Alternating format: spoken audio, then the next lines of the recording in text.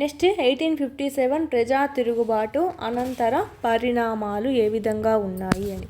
So ఇక్కడ మనకు ఒక పిక్చర్ ఇచ్చారు. ఫస్టే 1857లో భారతదేశ ఉత్తర మైదానాల్లో వ్యాపించినటువంటి తిరుగుబాటు కోసం సిపాయిలు రైతులు బలగాలను సమీకరించారు.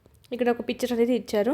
సో నెక్స్ట్ మనకి ఇక్కడ ప్రజల విధానాలు చూసినట్టయితే ఇదంతా మనకు ప్రీవియస్ ఏం నేర్చుకున్నాం అనేది ఉందండి. ఓకే, ఇవి మనకు నవాబులు కూడా తన అధికారాన్ని కోల్పోవడం అనేది జరిగిందనమాట. 18వ శతాబ్దం మధ్య కాలంలో నవాబులు రాజుల ఆధిపత్యం అనేది బలహీనపడిపోయింది. వారు క్రమంగా తన ఆధిపత్యాన్ని గౌరవాన్ని కోల్పోయారు. చాలా ఆస్థానాల్లో అయితే బ్రిటిష్ వారు వాళ్ళ యొక్క రాజప్రతినిధులనే పెట్టుకోవడం అనేది జరిగిందనమాట.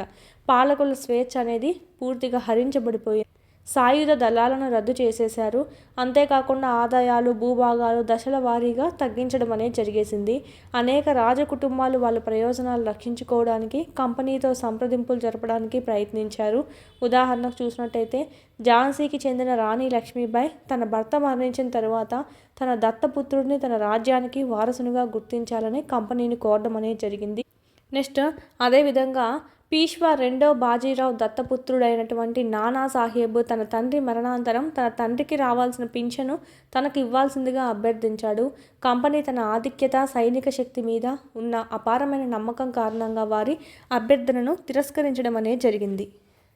ఇలాగ వాళ్ళు విలీనం చేసుకుంటూ అక్కడ మనం చూసినట్టయితే విలీనం చేసుకున్న భూభాగాలలో చివరిది ఏదంటే అవధ్ అనమాట. 1801లో 1801లో అవధ్పై సైన్య సహకార పద్ధతి బలవంతంగా రుద్ది దానిని 1856లో స్వాధీనం చేసుకున్నారు. ఇంపార్టెంట్, ఇక్కడ అవధ్ని ఎప్పుడు స్వాధీనం చేసుకున్నారు అంటే 1856 అండి. ఇంపార్టెంట్ చూసుకోవాలి. ఆయా ప్రాంతాల్లో పరిపాలన సక్రమంగా లేదని సరైన పరిపాలన జరగాలంటే బ్రిటిష్ పాలన అవసరమని అప్పటి గవర్నర్ జనరల్ డల్హౌసీ ప్రకటించడం అనేది జరిగింది. మామూలుగా మనం ముందు లెసన్లో చెప్పుకున్నాం, రాజ్య సంక్రమణ సిద్ధాంతం ప్రకారం వాళ్ళు కలుపుకుంటూ ఉండేవాళ్ళు అనమాట. అంటే వారసుడు ఎవరు లేకపోతే ఆ రాజ్యాన్ని వాళ్ళు విలీనం చేసుకునేవాళ్ళు. ఇంకా కొన్ని వాళ్ళు కావాలని సొట్టు ఏం చెప్పేవాళ్ళు అంటే కొన్ని రాజ్యాలు తీసేసుకుని విధంగా అవద్దు ఇలాంటివన్నీ హైదరాబాద్ ఇలాంటివన్నీ తీసేసుకొని వీళ్ళు సరిగ్గా పరిపాలన చేయట్లేదు అందుకే మేము తీసుకుంటున్నామని చెప్పి ఈ విధంగా తీసుకోవడము. సైన్య సహకార పద్ధతి బలవంతంగా రుత్తారనమాట. అంటే ఏంటి సైన్య సహకార పద్ధతి అంటే సైన్యం అనేది వీళ్ళ సైన్యం కాకుండా భారతీయులు కాకుండా వాళ్ళ సైన్యమే పెట్టేస్తారనమాట. సో ఆ కాపలా అంతా వాళ్ళ సైన్యమే పెట్టుకుంటారు. మళ్ళీ దానికి పన్ను కూడా చెల్లించాలి. ఆ రాజ్యం వాళ్ళు పెట్టిందే వాళ్ళు, దానికి కూడా మళ్ళీ పన్ను కూడా మన రాజ్యంలో చెల్లించాలన్నమాట రాజ్యం వాళ్ళే. సో ఈ విధంగా సైన్య సహకార పద్ధతి అనేది వద్దన్నా కూడా రుద్దేసి వాళ్ళ మీద అట్లా స్వాధీనం చేసుకోవడం అనేది జరిగింది. అలాగే నెక్స్ట్ మొఘలులు చూసినట్టయితే మొఘలుల్లో మనకి ఇక్కడ ఔరంగజేబ్ అప్పుడు బాగా మంచి రాజు అని చెప్పచ్చు. తర్వాత ఇంకా బహదూర్ షా జాఫర్ వీళ్ళందరూ నాయకత్వం వహిస్తూ వచ్చారు. మొఘలాయి వంశాన్ని అంతం చేయడానికి కంపెనీ పథకాలు ఎన్నో చేసిందండి. కంపెనీ ముద్రించే నాణ్యాలపైన మొఘలుల రాజు పేరు తొలగించడము, బహదూర్ షా జాఫర్ మరణాంతరం రాజు కుటుంబ నివాసాన్ని ఎర్రకోట నుంచి ఢిల్లీలోని మరక్క ప్రాంతానికి మార్చడము జరుగుతుంది అని గవర్నర్ జనరల్ అయినటువంటి డల్హౌసీ 1849లో ప్రకటించాడు. అంటే బహదూర్ షా జాఫర్ చనిపోయిన తర్వాత ఢిల్లీలో మనకు ఎర్రకోటలో ఉండేటువంటి ఆ రాజకుటుంబ నివాసాన్ని క్యాపిటల్ని ఢిల్లీలో ఉన్నటువంటి మరొక ప్రాంతానికి మార్చేస్తాము అని చెప్పి ఈయన డల్హౌసీ చెప్పారనమాట. 1849లో బహదూర్ షా జాఫర్ మొఘల్ రాజుల్లో చివరివాడని అతని మరణాంతరం అతని వారసులు ఎవరిని రాజులుగా గుర్తించమని చెప్పారనమాట. వారిని కేవలం యువరాజులుగా మాత్రమే పిలవడం జరుగుతుంది కానీ రాజ్యాన్ని అయితే ఇవ్వము అని చెప్పారు. 1856లో గవర్నర్ జనరల్ కానింగ్ ప్రకటించాడు.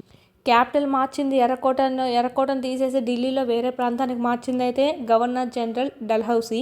ఈయన మనకి వాళ్ళకి తర్వాత ఎవరు లేరు వారసుడు, వారసుడు ఉన్నా కూడా ఓన్లీ యువరాజుగానే పిలువబడతాడు. ఈ రాజ్యాన్ని మేము కలిపేసుకుంటున్నాం అని చెప్పింది ఎవరంటే 1856లో గవర్నర్ జనరల్ కానింగ్ అని చెప్పుకోవచ్చు. ఇదైతే 1849, ఇదైతే 1856. ఇదంతా ఒకే తాను చూసుకోవాలి. రైతులు సిపాయిలండి. గ్రామీణ ప్రాంత రైతులు జమీందారులు అధిక పన్నులకు కఠినమైన పన్ను వసూలు విధానాలను నిరసరించారు.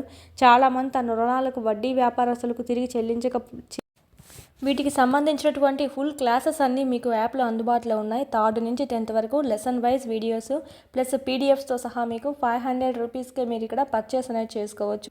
3, 4, 5 ఈవీఎస్ అంతా మనకు యూట్యూబ్లో ఉండేది ఓల్డ్ కాబట్టి ఓల్డ్ డిస్ట్రిక్ట్స్ ప్రకారం ఉంది. సో ఇక్కడ మనకు న్యూ సిలబస్ న్యూ డిస్ట్రిక్ట్స్ ప్రకారం మీకు ఇక్కడ అప్డేట్ చేయడం జరిగింది. అదేవిధంగా 7th తెలుగు సంబంధించి మొత్తం కంప్లీట్ అయింది. 8th సంబంధించి కూడా మీకు యాప్లో అందుబాటులో ఉంది. 8th జాగ్రఫీ సంబంధించి, అదేవిధంగా మ్యాథమెటిక్స్ సంబంధించి అయితే మోస్ట్ ఇంపార్టెంట్ 9th మ్యాథ్స్కి సంబంధించి కూడా మీకు ఇక్కడ ఆల్ క్లాసెస్ అన్నీ సెమ్ 1 సెమ్ 2 కూడా మీకు అప్లోడ్ చేయడం అనేది జరిగింది. ఈ విధంగా 3rd నుంచి 10th వరకు 3rd to 8th మొత్తం ఉంటాయి. 9th 10th లింక్డ్ టాపిక్స్ అనేటివి మీకు అప్లోడ్ చేయడం జరిగింది. చూడండి, చాలా యూస్ఫుల్ అవుతుంది. పీడిఎఫ్స్ అనేటివి కూడా ఇక్కడ మీరు డౌన్లోడ్ చేసుకోవచ్చు. కంటెంట్ పీడిఎఫ్స్ మీరు మళ్ళీ టెక్స్ట్ బుక్ చదవాల్సిన అవసరం లేకుండా ఇక్కడే మీకు పీడిఎఫ్స్ కూడా డౌన్లోడ్ చేసుకుంటే మళ్ళీ టెక్స్ట్ బుక్ చదవాల్సిన అవసరం లేకుండా ఆడే మీకు క్విక్ రివిజన్ అనేది అయిపోతుంది. ఈ మీరు జిరాక్స్ కూడా చేసుకోవచ్చు. మీరు ఇక్కడ వీడియోస్ అనేటివి డైలీ వింటూ ఉండండి. క్లాస్ వైజ్ లెసన్ వైజ్ ఉన్నాయి. అదేవిధంగా class wise lesson wise exams కూడా ఉన్నాయన్నమాట. ఆల్ సబ్జెక్ట్స్ సంబంధించి ఇక్కడ కూడా మీకు క్లాస్ వైజ్ లెసన్ వైజ్ ఉంటాయి. సో వీడియోస్ వినడము, ఇక్కడికి ఎగ్జామ్స్ రాసుకోవడం కానీ చేసినట్టయితే ఈజీగా మీరు స్కోర్ అనేది 120 పైన అనేది చెయ్యొచ్చు. 3rd to 8th సంబంధించి లెసన్ వైజ్ ఉంటాయి. 9th 10th ఓకే, సైకాలజీ, విద్యా దృక్పథాలు, మెథడాలజీ, జీకే, కరెంట్ అఫైర్స్, ఈ విధంగా ఆల్ సబ్జెక్ట్స్ అనేటివి లెసన్ వైజ్ టెస్టులు కూడా మీకు అందుబాటులో ఉన్నాయి 499 కోర్స్లో. నెక్స్ట్ సైకాలజీకి సంబంధించి అకాడమీ టెక్స్ట్ బుక్ సంబంధించి ఒక వీడియోస్ ప్లస్ పీడిఎఫ్స్, టెస్ట్లు మరియు బిట్స్ యొక్క ఎక్స్ప్లెనేషన్ అంతా మీకు ఇక్కడ వీడియోస్ రూపంలో మీకు అంతా ఇక్కడ అవైలబిలిటీలో ఉంది. పీడిఎఫ్ కూడా మీరు డౌన్లోడ్ చేసుకొని జిరాక్స్ చేసుకోవచ్చు. బుక్ దొరకపోయినా పర్లేదు, ఈ పీడిఎఫ్ అనేది మీకు డౌన్లోడ్ చేసుకొని జిరాక్స్ చేయించుకుని అది చదువుకున్నా కూడా మీకు సరిపోతుందండి. Same book.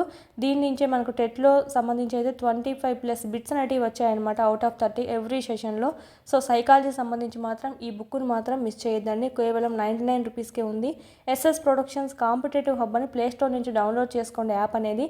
ఆ యాప్లో మీకు ఇక్కడ ఈ 3 కోర్సెస్ అనేటివి మీకు కనిపిస్తాయి. సో పర్చేజ్ చేసుకోండి, చాలా యూస్ఫుల్ అవుతుంది. డిఎస్సికి ప్రిపేర్ అయ్యే వాళ్ళ దగ్గర కంపల్సరీ ఉండాల్సిన కోర్స్ ఏదైనా ఉందంటే ఈ టెక్స్ట్ బుక్ సంబంధించి వీడియోస్ ప్లస్ టెస్ట్ సిరీస్ సంబంధించి. ఓకే, ఇదైతే మీకు మొత్తం టెస్ట్ సిరీస్ అనమాట. ఇదైతే మొత్తం మీకు వీడియో క్లాసెస్ అనేటివి కంటెంట్ సంబంధించి ఉంటాయి. ప్లస్ పీడిఎఫ్స్ అనేటివి ఉంటే డౌన్లోడ్ చేసుకొని జిరాక్స్ కూడా చేసుకోవచ్చు.